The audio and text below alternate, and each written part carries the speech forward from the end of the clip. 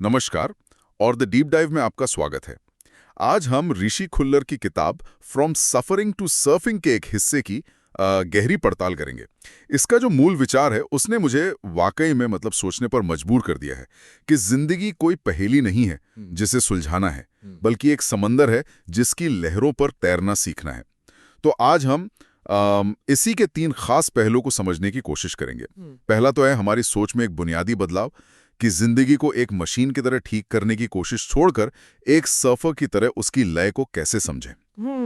दूसरा, ये आइडिया कि समय से ज्यादा जरूरी हमारी ऊर्जा है और बर्नआउट उसका असली कारण ज्यादा काम नहीं बल्कि गलत तरीके से काम करना है। सही बात है। और आखिर में हम सफलता के कुछ ऐसे छिपे हुए जालों पर बात करेंगे जैसे कामयाबी कैसे एक नशा बन सकती है, बल्कि उसके साथ तालमेल बिठाने की अपनी क्षमता को बढ़ाना। ये मान लेना कि हम एक ऐसी व्यवस्था का हिस्सा हैं जो हमेशा बदलती रहेगी और हमारा काम है उसके साथ बहना सीखना, उससे लड़ना नहीं। बिल्कुल। चलिए तो फिर इसी सोच के बदलाव से ही शुरू करते हैं। किताब कहती है कि हम जिंदगी को एक मशीन की तरह देखते हैं, एक परफेक्ट नौकरी, परफेक्ट रिश्ता, परफेक्ट रूटीन। हम हमेशा पुर्जे कसने में लगे रहते हैं। हाँ, ये सोचकर कि एक दिन सब ठीक हो जाएगा और मशीन स्मूथली चलने लगेगी। ये सोच बहुत आम है ना? बहुत आम है, क्योंकि हमें लगता है कि हम नियंत्रण में हैं। बिल्कुल, लेकिन जिंदगी तो अप्रत्याशित है, एक समंदर की तरह। आप समंदर को काबू नहीं कर सकते, आप बस लहरों की सवारी करना सीख सकती हैं। सही कहा। कभी लहरें छोटी आती है, कभी बहुत बड़ी। सर्फर हर लहर को कंट्रोल करने की कोशिश नहीं करता, वो बस अपना संतुलन और लय बनाए रखता है। हाँ, तो मानसिकता का यही बदलाव सबसे जरूरी है, नियंत्रण छोड़कर तालमेल पर ध्यान देना। और ये बात सीधे सीधे मकसद या पर्पस खोजने के हमारे जुनून से भी जुड़ती है। अच्छा? हमें लगता है कि कहीं कोई एक सही जवाब छिपा है जिसे बस ढूंढना बाकी है। ये भी तो उसी मशीनी सोच का हिस्सा हुआ ना। आपने सही पकड़ा, बिल्कुल। किताब इस दबाव को पूरी तरह से खत्म कर देती है। वो कहती है कि मकसद कोई खजाना नहीं है जिसे आप कहीं जाकर ढूंढ निकालेंगे। तो फिर ये है क्या? ये तो तब बनता है जब 3 चीजें अपने आप एक साथ आ जाती हैं। पहली, उपयोगिता, मतलब आप किसी के काम आते हैं। दूसरी, ऊर्जा, यानी उस काम को करते हुए आप समय भूल जाते हैं। और तीसरी, मांग, जब लोग आपसे वही काम बार बार करने को कहते हैं। तो इसका मतलब हमें किसी बड़े मकसद की तलाश में भटकने की जरूरत ही नहीं है, बस उन छोटे छोटे कामों पर ध्यान देना चाहिए जो हमें ऊर्जा देते हैं, उससे आजाद करता है। किताब में एक बहुत अच्छा उदाहरण है। मान लीजिए आप अपने दोस्त के इंटरव्यू की तैयारी में मदद करते हैं। ठीक है। उसे नौकरी मिल जाती है, वो खुश होकर किसी और को आपके पास भेजता है। धीरे धीरे और लोग आने लगते हैं और देखते ही देखते आप एक तरह से करियर सलाहकार बन गए। बिल्कुल, आपने ये रास्ता चुना नहीं, रास्ते ने आपको चुन लिया। वाह। आपकी उपयोगिता, आपकी ऊर्जा और लोगों की मांग के जरिए मकसद बना, खोजा नहीं गया। ये बहुत शक्तिशाली विचार है। लेकिन यहीं पर एक और जाल है जिसके बारे में किताब बात करती है, गलत चीजों को मापना। हम अक्सर सैलरी, पद या घर का आकार मापते हैं। हाँ, लेकिन ये नहीं मापते कि हम कितने शांत हैं या कितने ऊर्जावान महसूस कर रहे हैं। और जिसे आप मापते हैं वही आपके लिए सच बन जाता है। हाँ, किताब में एक महिला की कहानी है जो प्रोडक्टिविटी एप्स को लेकर जुनूनी थी। वो अपने दिन के हर मिनट को ट्रैक करती थी, ये सोचकर कि वो और ज्यादा कुशल बन जाएगी। लेकिन नतीजा तो उल्टा हुआ था ना। वो और ज्यादा दुखी और चिंतित हो गई थी। बिल्कुल। वो कहानी कमाल की है क्योंकि वो हमारे रोजमर्रा के अनुभव के एकदम खिलाफ जाती है। जब उसने अपनी रणनीति बदली और अपनी खुशी को मापना शुरू किया तो क्या हुआ? तो उसने पाया है कि उसकी प्रोडक्टिविटी 10% गिर गई, पर उसकी खुशी दुगनी हो गई। क्या बात है! हमें हमेशा सिखाया जाता है कि ज्यादा प्रोडक्टिव बनो, और यहाँ कहा जा रहा है कि शायद थोड़ी कम प्रोडक्टिविटी आपको ज्यादा खुश बना दे। बिल्कुल। और जब आप खुशी या ऊर्जा जैसी चीजों को मापने लगते हैं तो आप असल में समय से ज्यादा जरूरी चीज पर ध्यान दे रहे होते हैं, यानी आपकी अपनी एनर्जी। हाँ, और यहीं से हमारी चर्चा का दूसरा हिस्सा शुरू होता है। हाँ, एनर्जी ऑडिट। ये किताब का एक बहुत ही प्रैक्टिकल टूल है। विचार ये है कि हमारे पास समय खत्म नहीं होता, ऊर्जा खत्म होती है। सही बात है। एक थका हुआ घंटा और एक फोकस्ड घंटा कभी बराबर नहीं हो सकते। हम अपना कैलेंडर समय के हिसाब से बनाते हैं, जबकि हमें उसे अपनी ऊर्जा के हिसाब से बनाना चाहिए। बिल्कुल। हर काम, हर मीटिंग, हर बातचीत या तो आपको ऊर्जा देती है या आपकी ऊर्जा खींच लेती है, या फिर न्यूट्रल छोड़ देती है। हाँ। और ये जानना कि कौन सी चीज क्या करती है अपने आप में एक सुपर पावर है। मैंने ये खुद करके देखा है और ये चौंकाने वाला था। मुझे पता चला कि कुछ मुश्किल बातचीत जिनसे मैं बचती थी, हाँ, वे असल में मुझे ऊर्जा देती थीं, क्योंकि वे चीजों को साफ करती थीं। इसका एक बेहतरीन उदाहरण किताब में है। एक महिला को लगता था कि उसे अपनी नौकरी से सख्त नफरत है, वो उसे छोड़ने ही वाली थी। लेकिन जब उसने एनर्जी ऑडिट किया तो एक हैरान करने वाली बात सामने आई। उसने पाया कि उसे क्लाइंट कॉल्स बहुत पसंद थीं। लोगों से जुड़ना उसे ऊर्जा देता था।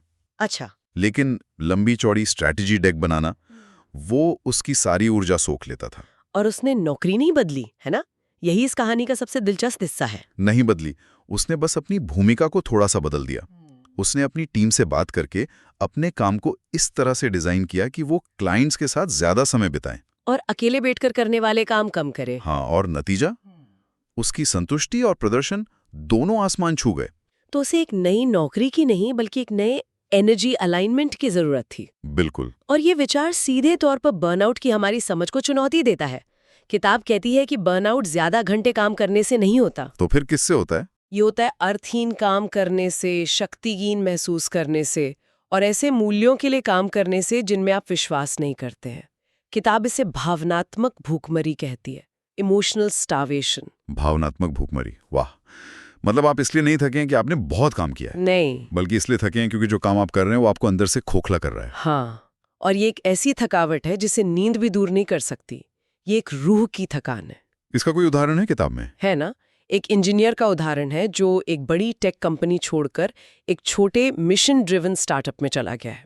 वहां उसने पहले से ज्यादा घंटे काम किया, लेकिन उसे कभी बर्नआउट महसूस नहीं हुआ। क्यों? ऐसा क्यों? क्योंकि स्टार्टअप में उसकी आवाज सुनी जाती थी, वो अपने काम का असर सीधे देख सकता था और वो ऐसे लोगों से घिरा था जो उसे प्रेरित करते थे। तो उसका काम उसे भावनात्मक रूप से पोषण दे रहा था, भूखा नहीं मार रहा था। बिल्कुल। ये एक अलग तरह की सफलता है जो हमें किताब के सबसे चौंकाने वाले हिस्से पर लाती है कि हमारी जानी पहचानी सफलता जिसे दुनिया पूछती है वो असल में एक नशा हो सकती है। हाँ, और ये एक बहुत जरूरी चेतावनी है। किताब कहती है कि कुछ लोग सफलता का पीछा इसलिए करते हैं क्योंकि वे कुछ बनाना चाहते हैं और कुछ इसलिए क्योंकि वे रुकने से डरते हैं। रुकने से डरते हैं? हाँ। उनके लिए उपलब्धि, अगला लक्ष्य, अगला प्रमोशन एक सामाजिक रूप से स्वीकृत नशा बन जाता है। वे हमेशा व्यस्त रहने के आदी हो जाते हैं क्योंकि खामोशी और खालीपन उन्हें डराता है। दुखी करोड़पति का उदाहरण यहाँ एकदम फिट बैठता है। हाँ, ये सोचना ही कितना अजीब है कि कोई इंसान वो सब कुछ हासिल कर ले जिसके लिए दुनिया भाग रही है, पैसा, शोहरत, और फिर भी अंदर से खाली महसूस करें। किताब में जो स्टार्टअप फाउंडर का उदाहरण है जिसने अपनी कंपनी बेची और करोड़पति बन गया, पर 6 महीने बाद डिप्रेशन में था। क्यों? क्योंकि उसकी पहचान उस हासिल करने की प्रक्रिया से जुड़ी थी, मंजिल से नहीं। सही बात है। उसने दोबारा जिंदा महसूस करने के लिए एक और कंपनी शुरू की, लेकिन वो खोखली थी। असली शांति उसे तब मिली जब उसने उपलब्धि के बाहर अपनी एक पहचान बनाई, जैसे कि धीमी सुबह का आनंद लेना, संगीत सीखना और बिना किसी लक्ष्य के दूसरों की मदद करना। और ये सीधे तौर पर पहचान के संकट से जुड़ता है। किताब बताती है कि हर करियर मूव, खासकर एक प्रमोशन, एक छोटा मोटा पहचान का संकट लाता है। बिल्कुल। जब आप एक बेहतरीन काम करने वाले, मतलब एक डूअर से एक लीडर बनते हैं, तो आपको वो काम छोड़ना पड़ता है जिसमें आप माहिर थे। और ये बेहद मुश्किल है। हाँ, आपकी पुरानी पहचान को मरना पड़ता है ताकि नई पहचान जन्म ले सके। कई लोग इसमें फल जाते हैं। लेकिन ये पुरानी पहचान छोड़ना इतना मुश्किल क्यों होता है? ये एक गहरा डर है, अप्रासंगिक हो जाने का डर। किताब में एक शानदार एनालिस्ट का उदाहरण है जिसे टीम का लीडर बनाया गया, लेकिन वो अपनी टीम को सिखाने के बजाय खुद ही देर रात तक बैठकर रिपोर्ट ठीक करती रही, स्लाइड बनाती रही। क्यों? क्योंकि उसकी पुरानी पहचान थी कमरे में सबसे होशियार व्यक्ति। वो उस पहचान को छोड़ नहीं पा रही थी। उसे डर था कि अगर उसने खुद काम नहीं किया तो उसकी कीमत कम हो जाएगी। सही। और असली लीडर वो तब बनी जब उसकी सोच बदली, जब उसने ये समझा कि मेरा काम अब सबसे होशियार होना नहीं है, मेरा काम दूसरों को चमकाना है। तब जाकर वो एक सच्ची लीडर बनी। हाँ, उसे अपनी पहचान बदलनी पड़ी, सिर्फ अपनी जिम्मेदारियां नहीं। और जब हम इन जालों को नहीं पहचान पाते तब ब्रेकडाउन होते हैं। जिसके बारे में किताब का एक अध्याय कहता है कि ब्रेकडाउन रुकावटें नहीं हैं, बल्कि निमंत्रण है। हाँ, निमंत्रण। वे हमारे भ्रम को तोड़ते हैं ताकि हम कुछ असली बना सकें। इसमें एक महिला का उदाहरण है जिसने अपनी नौकरी खो दी और उसकी पूरी पहचान बिखर गई। उसने बहुत अच्छी बात कही, मैंने सिर्फ नौकरी नहीं खोई, अपना मुखौटा खोया। वाह! इसी संकट ने उसे वो बनने की इजाजत दी जो वो सच में बनना चाहती थी, न कि वो जो दुनिया उससे चाहती थी। तो अगर हम सारी बातों को जोड़ कर देखें तो सार ये निकलता है कि जिंदगी को नियंत्रित करने की कोशिश छोड़कर उसकी लय के साथ बहना सीखना है। ये समझना कि मकसद खोजा नहीं जाता, बनाया जाता है। ऊर्जा समय से ज्यादा कीमती है। और सफलता के बाहरी मापदंड अक्सर हमें अंदर से खोखला कर देते हैं। हाँ, असली लक्ष्य नियंत्रण नहीं बल्कि क्षमता और संरेखण है, अलाइनमेंट। बहुत खूब। जाते जाते सुनने वालों के लिए एक विचार छोड़ना चाहूंगा। जरूर। किताब का एक अध्याय कहता है, सिस्टम बदले बिना कुछ नहीं बदलता और आपका माहौल ही आपकी मिट्टी है। हाँ। इससे एक सवाल उठता है जिस पर सोचा जा सकता है। अगर हमें खुद को बदलने के लिए ज्यादा इच्छा शक्ति की नहीं बल्कि एक बेहतर माहौल और बेहतर सिस्टम की जरूरत है, तो हमारे माहौल में वो एक कौन सा छोटा सा बदलाव है जो हमारे उस संस्करण को जो हम बनना चाहते हैं लगभग अनिवार्य बना देगा?